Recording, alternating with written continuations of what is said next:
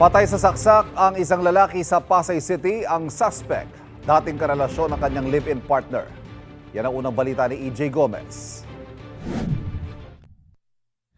Nagpapahinga lang ang isang lalaki at isang babae sa loob ng kanilang tricycle mag-aalas 3 ng hapon nitong Martes sa may Diosdado Macapagal Boulevard sa Pasay City. Nang bigla silang sugurin ng isang lalaki at saka pinagsasaksak ang natutulog na lalaki. Dead on the spot ang biktima. Ating nag-proceed, ating kapulisan nag-proceed kaagad. So doon na nakita nila yung katawan ng isang lalaki duguan at wala nang buhay. Ang kasamang babae na live-in partner ng biktima walang tinamong anumang sugat matapos agad makatakbo papalayo sa sospek.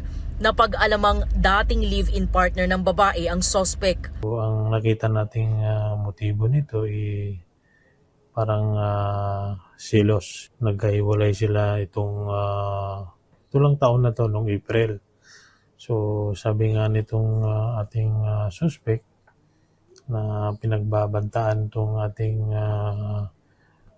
witness ngayon na kung sino mang maging karelasyon niya, papatayin niya.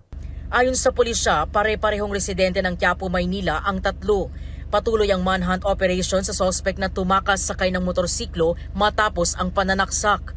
Hindi nagbigay ng pahayag ang babaeng nakaligtas sa insidente. Ito ang unang balita. EJ Gomez para sa GMA Integrated News.